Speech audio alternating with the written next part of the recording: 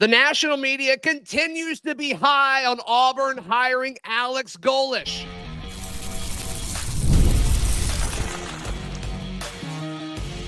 You are Locked On Auburn, your daily podcast on the Auburn Tigers. Part of the Locked On Podcast Network, your team every day.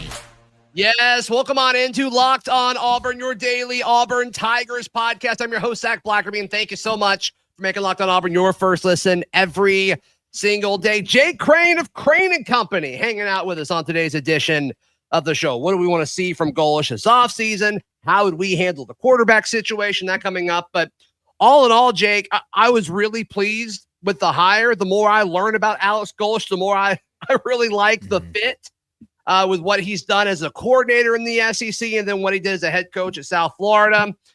Your biggest takeaway from Alex Golesh so far is what? Killer.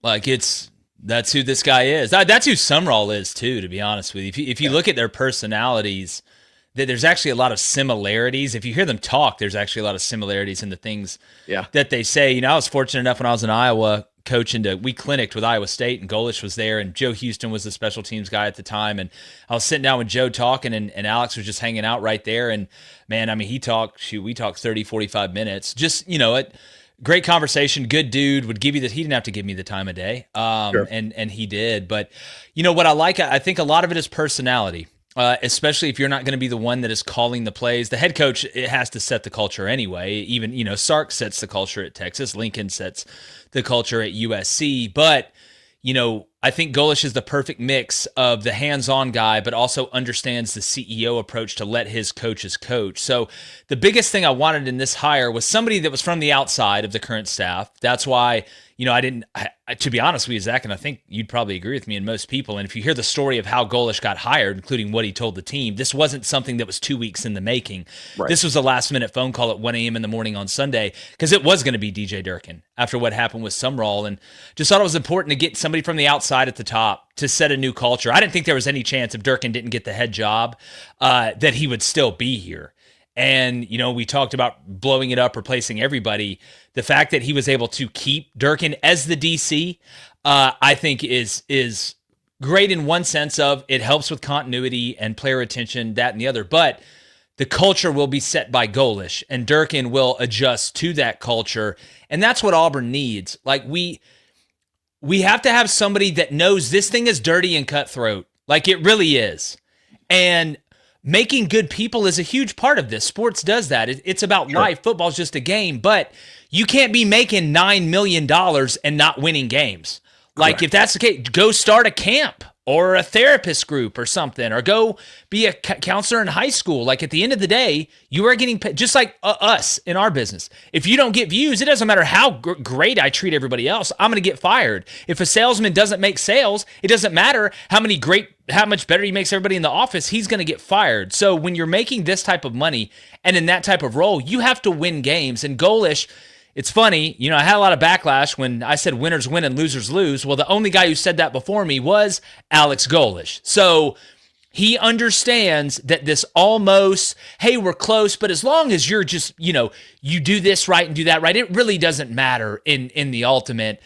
That's not going to win against Georgia and Bama and LSU now with Lane. It's just not. And you've seen that take place on the field when you lose all of these close games. Not some of them, all of them. And the only big one that you won was because Texas A&M dropped a wide open pass on a 2-point conversion in overtime last year. So it was a cultural problem. And blew a 21-0 lead? I mean, blew a 21-0 lead. Again, but we've all seen this. Like, you can sit here and be upset about it. That's okay. And again, I was wrong about Hugh Freeze. Now, you know, obviously getting cancers, you don't throw that in the equation. I mean, God bless him and his health, and he looked healthy in some of the interviews that he did the other day. So I'm praying for that. But at the end of the day, man, you got to have a killer, and Golesh is. That's what Auburn needed. And to be honest with you, I think it's the first Hail Mary we've caught since 2013 against Georgia.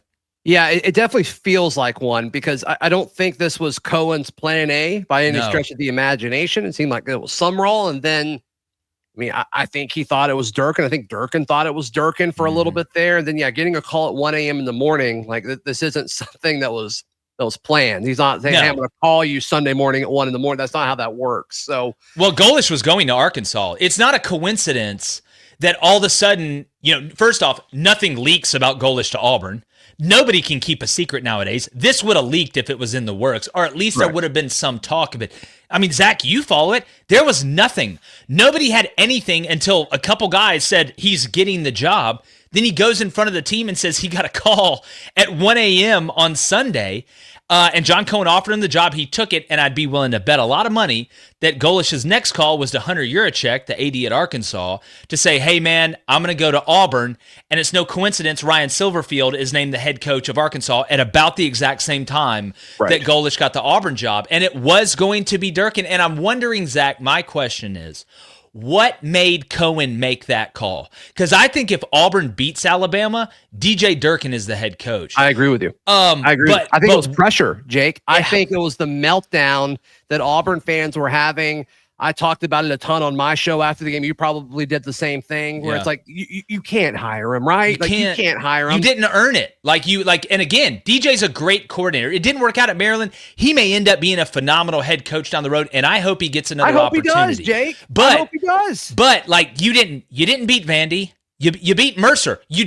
And again, I understand that being an interim is a lot harder than being the head guy that had all this time. Right. Yeah. But you had a shot to do it, and you didn't do it. I think Auburn got the best of both worlds here. I really think this is one of the best-case scenarios where you're able to get the right personality in at the top, but maintain a huge piece of really the very few parts that were really good or have a chance to be really good at Auburn. So Golesh has feel. I think Golesh got talked into keeping Durkin, to be honest with you. But he read the room and kind of understood how important, especially going into year one, it would be to keep DJ. Well, I think he looked at the roster and he's like, this is a good team. Yeah. I can win with this team. Yeah. And signing day was yesterday. He's looking at Cam Coleman and Malcolm Simmons and Perry and Eric and the offensive line. And it's like, I think I can win with these guys pretty quickly. Yeah. We need to address a few things. We've got to have a discussion about quarterback, which you and I will have in just a second. We've got to have the discussion about tight end. We're going to, address that in the portal. But I can win with this. Mm-hmm. And all of these guys love DJ Durkin. And DJ Durkin did a good job as a defensive coordinator. Mm-hmm. Yeah, let's do this. I'm surprised how long it sat there, if I'm being honest with you.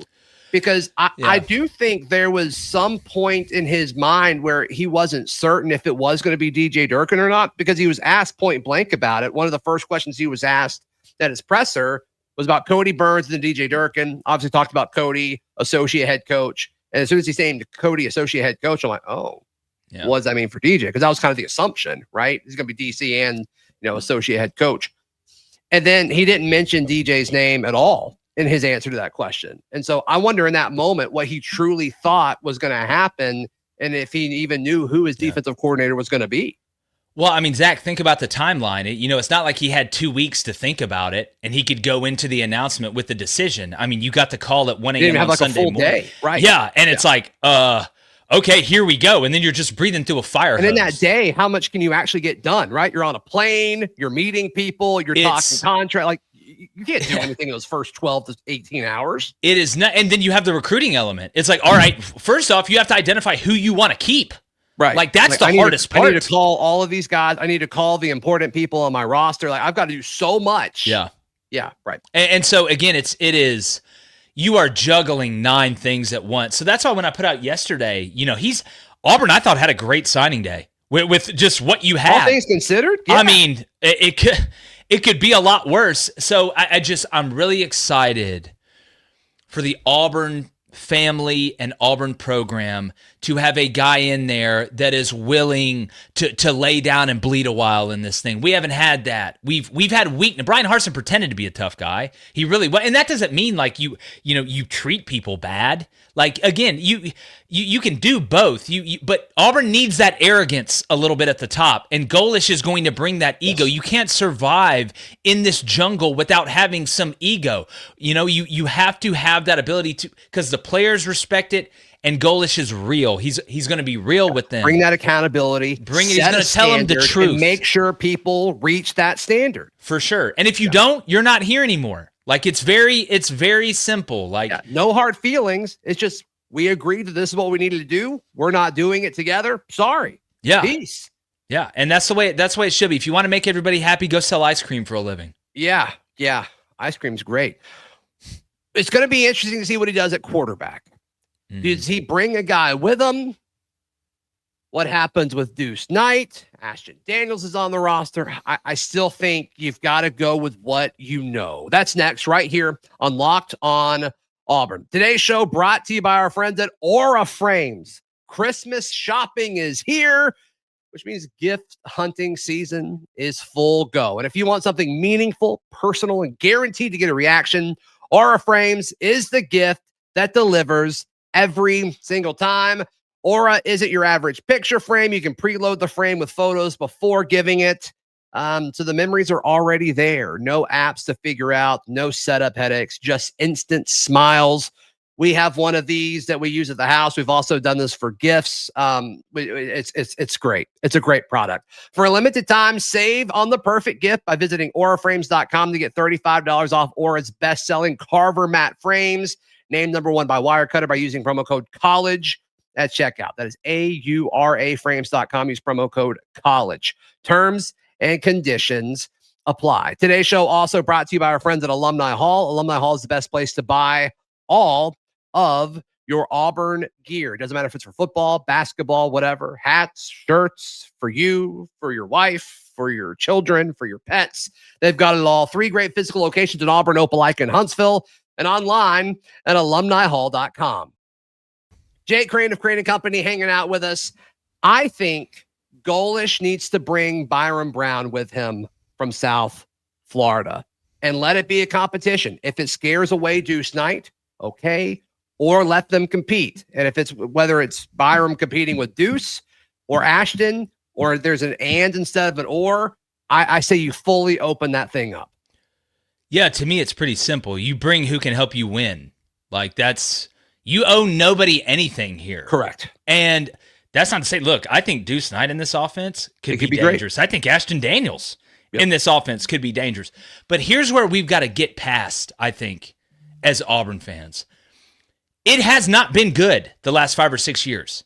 And Auburn does have some good players and some really good people on this roster. Yes. But they haven't won. So, like, Golesh has won.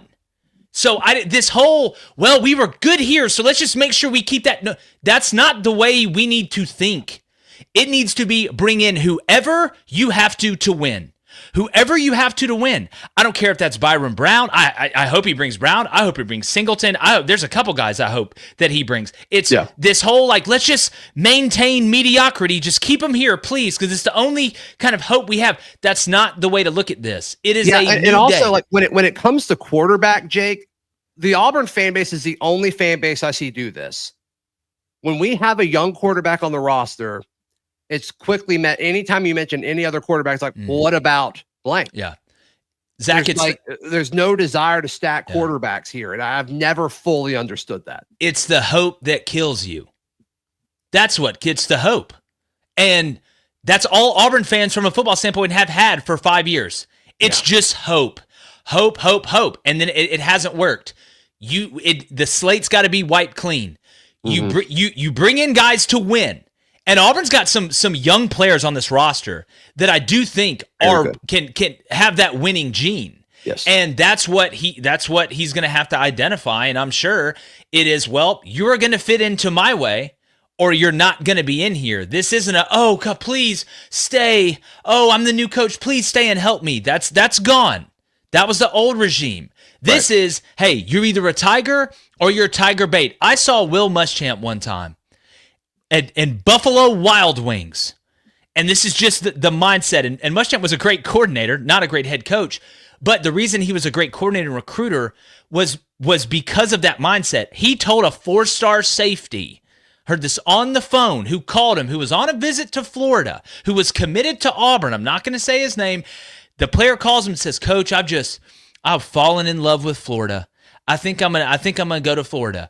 And there wasn't a, oh no, please reconsider. It was, well, you're either a Tiger or you're Tiger bait. And he hung up the phone on him. That's what Auburn has to become.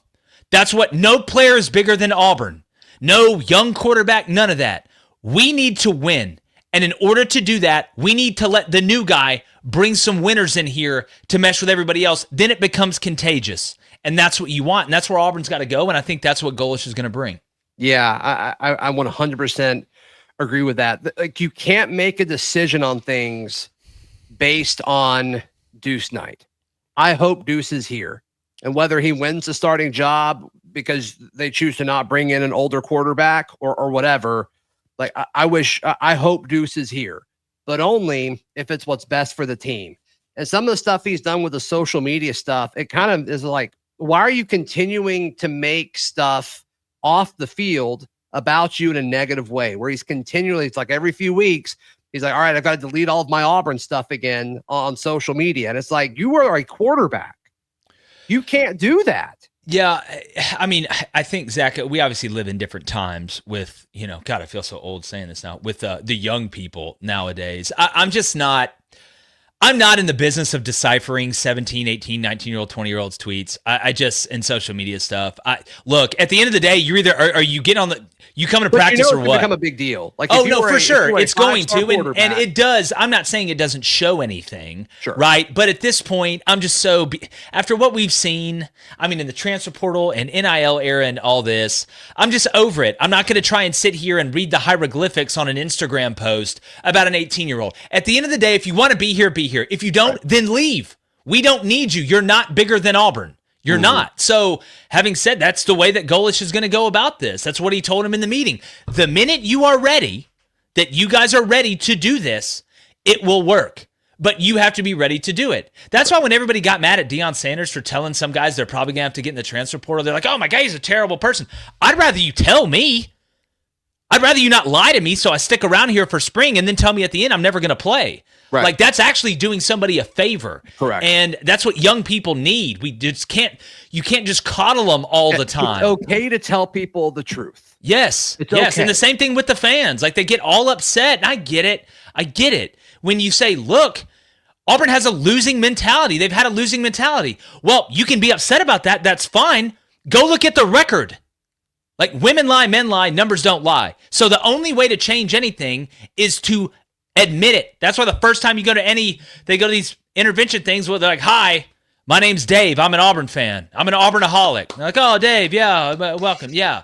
Like, it's life, man. It's the truth. You can cry about it or you can do something about it. Right. All right, so signing day, we agree it went well. What's the next step for Golesh? What do we need to see from him this offseason? That's next, right here on Locked On Auburn. Today's show brought to you by our friends at FanDuel. FanDuel is America's #1 sportsbook. NFL Sundays, they move fast. One big play and suddenly everything feels different.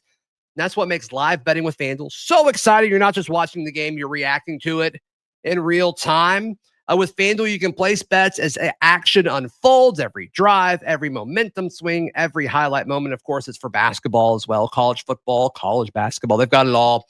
So if you want to be in the middle of the action this season, visit FanDuel.com and place your live bets all season long. FanDuel, the game moves fast, and so can you. Jake Crain of Crain & Company, final few minutes here. Jake, we agree that signing day went about as good as it could. Yeah. Do I wish we would have held on to Braylon Womack? Yes, for sure. You get Jace Matthews, you feel even better about it. Yeah, if you get Jace Matthews, you feel better about it, which I've heard good reports. We'll see what happens Friday afternoon. I think it's at 2:00. Might be 1. I'm not sure the time zone. But regardless, yes, for sure. That fixes everything. It also probably helps you with Deuce as well, is kind of some of the speculation. I don't think it would hurt at all. Not hurting. That's right. What's next? Because, what do you expect to see these next few weeks? Because the portal doesn't open until January. Yeah. But this is when you're about to see players and coaches and front offices now, which feels weird saying front offices in college athletics, but it is what it is. This is when the conversation's about to happen on if you're staying or not. Mm-hmm. How public do you think this gets? Or are you still going to see people just... announced with the graphic, like, I'm going to enter the transfer portal, and then it's like, okay, well, schools are already going to go ahead and tamper because they said they're going to enter the portal. Like, what do you think that's going to look like, and how public will it be? Yeah, well, with the new rules now, you actually have a little bit of time to get to know the guys, which is an advantage, right. Kind of the time frame that Auburn was in, even though signing day was 2 days after you name a new coach. The calendar's so screwed up. We can disagree on a lot. I think we can all agree the calendar is just, it's atrocious the way that it's handled right now in college football and really college athletics in general. But it's going to become public at some point. I mean, again, I'm just wondering, to me, and we'll never know the answer to this, but this is what I would pay to be a fly on the wall. Yeah. How many players, how much room does Golesh have to listen to players trying to leverage against him? Like, if it's a, hey, look, we want to keep you here. You're making this amount of money. We're going to pay you that same amount of money. If they're like, well, I'll just hit the transfer portal, is he's going to be like, fine, go. Like, I'm not going to sit here and negotiate with you. I don't need you to won nothing. How many players on Auburn's roster? We've kind of had this debate with different folks that have come on the show. How many guys would you say are not replaceable on Auburn's roster? Not replaceable? Like, you can't get another guy similar in the portal. I've said 2. I'm sure you said Cam is one of them. Cam and then Jay Crawford. Yeah, I think Xavier Atkins is up there too. My pushback on Xavier, not that he's not great, but you literally got him in the portal. Yeah. Again, though, you just like in recruiting, like, you either hit or miss. Like, you can miss eval out of the portal. Like, now that you've proven that you can really do it at this level, I mean, he just does so many things. Now, the good thing with him is, I think the chances of him leaving, like, there's no way he doesn't just love Auburn, love DJ Durkin. For sure. That's why, again, it's one of the guys with DJ that helps you. I agree with the 2 you said, but again, I don't know if you go into it with the thought of, well, this guy's irreplaceable. Like, I just don't, because again, the potential of Cam Coleman is just rare in a human being. Like, let alone he would be out there. But let Zach, he's got to start being better. Like, he'll make amazing catches, and he's been a really good player, but he is not near what he should be. I agree. What is it? 57 catches in 2 years. Fumble on the key drive in the Iron Bowl. Like, he's got to start being that dude, like, consistently. Yeah. Like, it's not just showing up every now and then. So I don't know if Golesh is going to go into it like anybody's irreplaceable, because the minute you do that, then you're really saying, well, you're bigger than the team. That's fair. I need you more than I need. I'm sure he's going to go into it and tell him, look, if you want to leave, the door is right there. I don't care how many yards you got, how many, this, that, and the other, because I tell you what I got more wins than anybody sitting in this room over the past 3 seasons. That's what I've got. So I'm going to trust myself and the staff that I have around me to be able to do that. So I'm not gonna guess, because who the heck knows nowadays. But a lot of it, I think, is how he fills out his staff too. That's going to be a very, very intriguing element of this. I thought it was very smart to keep the D-line coach, Von Trell. He's signing day. I mean, what a level of instant gratification there. It's like, okay, yeah, that was the right move. I would not be shocked if he's not in the league in the next 3 years.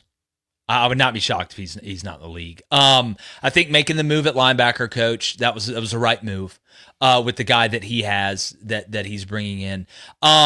It's just the Durkin's going to be involved with the linebackers. Oh, 100%. But a lot of it is divvying out responsibilities, from a recruiting standpoint, game planning standpoint, collaboration during the game. Trying to keep as much of that familiarity and communication as possible while still keeping the best parts of the new place you're at. So that's what I'm really looking at. I'm not worried about guys doing the right thing during the offseason or it being okay to be late to meetings. That's not going to fly. Like, that's the least I'm worried about, and it's kind of a freeing feeling, honestly. Yeah, just somebody who's just going to wear them out if they're not meeting a standard. Well, yeah, you just won't be here. Yeah. Like, we're not going to put you in some 5-step program to let you figure out to wake up. You know what I'm saying? Like, it's going to be run. We needed that for a decade. Yeah. It's going to be a little bit more militaristic than it's been, but it needs to be a little bit more militaristic than it's been. And there might be some casualties in this that fans aren't happy with. You know what? Let's emotionally get there. That's going to happen. Yeah. And it's okay. Yeah. It is a new chapter. You have to because what has been happening is not working and has not worked. So if you're going to embrace a new culture and identity, you can't go halfway in. You can't dip your toe in the water. You've got to jump in, and you've got to jump in from day one, because at the end of the day, that's going to be the difference on 4th and 1. That's going to be the difference when you have to score or get a stop to win a game, and that's what Auburn hasn't done. You're right. Absolutely.